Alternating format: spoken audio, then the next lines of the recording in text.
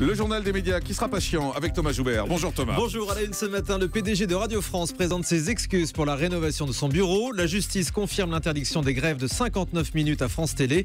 Et puis Nagui et Michel Simès vont faire marcher notre mémoire. Et on commence avec les excuses du président de Radio France après la polémique sur la rénovation de son bureau. Mathieu Gallet a adressé une lettre à tous les salariés de Radio France hier. Il rappelle que les travaux entrepris étaient prévus avant son arrivée dans le cadre du chantier de réhabilitation de la maison de la radio. Il rappelle que la rénovation des boiseries précieuses relevait de la préservation du patrimoine. Pour autant, Mathieu Gallet reconnaît qu'il aurait dû reporter cette opération de restauration compte tenu du contexte financier de Radio France. Il s'en excuse auprès de ses salariés. Il défend aussi son intégrité en répondant aux fausses informations, notamment sur le changement de son véhicule de fonction. Le PDG évoque carrément une opération de déstabilisation. Il propose enfin un moratoire sur le chantier de la maison de la radio.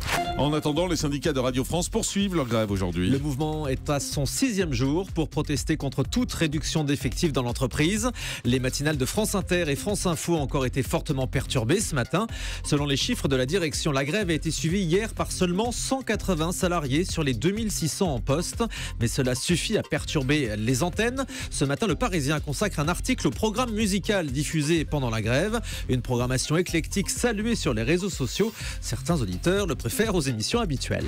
À France Télé, les grèves de 59 minutes sont jugées illégales. C'est l'autre conflit du moment dans l'audiovisuel public. Depuis fin janvier, certains salariés organisent des grèves tournantes de 59 minutes. 59 minutes, on le rappelle, afin de ne pas perdre une journée complète de salaire. La présidence de France Télé a décidé d'interdire cette pratique la semaine dernière. Les syndicats ont attaqué France Télé devant la justice face à cette interdiction. Mais le jugement référé a donné raison à la direction.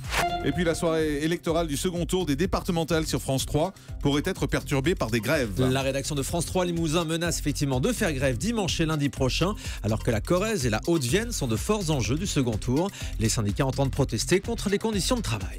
Et puis on va revenir un instant sur le témoignage bouleversant qui vous a fait beaucoup réagir hier. Le témoignage d'Ingrid Chauvin sur Europe 1. La comédienne était votre invitée dans le Grand Direct de la Santé, Jean-Marc. Dans un livre, elle raconte la terrible tragédie qu'elle a vécue.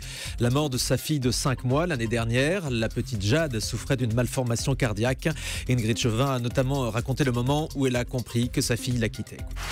Je pense que mon instinct de maman a compris. Très vite. J'ai appelé les pompiers tout de suite. Mon mari est arrivé en courant. J'avais les pompiers au téléphone. Ils nous dictaient le rythme des massages cardiaques à effectuer. Mais voilà, j'ai senti, moi, tout de suite qu'il était trop tard. Et pourtant, ils sont arrivés. Ils sont restés plus d'1 heure auprès de notre fille. Mais en vain. Dans ces moments-là, on se sent impuissant. Complètement impuissant. Et puis, c'est surtout le moment de sa vie où on se dit, mais j'ai plus raison d'être là. Voilà, l'être qui nous est le plus cher au monde est en train de partir, est parti. Comment vivre, comment survivre face à cette scène.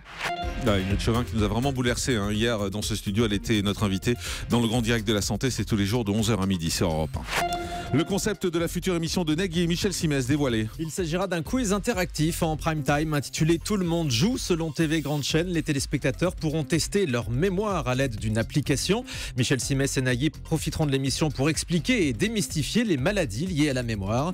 Des experts en neurologie seront également présents sur le plateau. Si les audiences sont satisfaisantes, le concept pourrait être décliné sur d'autres thèmes. La chaîne Comédie Plus pourrait relancer la grosse émission. Selon Télé 7 jours, Jérémy Michalak a tourné le pilote d'une nouvelle version de la grosse émission lancée par Dominique Farrugia en 1997. J'adorais ça. Ouais, il y a beaucoup d'animateurs et de comiques qui ont fait leur premier pas, comme Cadet Olivier, Jonathan Lambert, Cyril Hanouna notamment, ou encore les Robin des Bois, Cyril Hanouna qui était fréquemment à poil. Il se baladait à poil dans les rues. C'est vrai.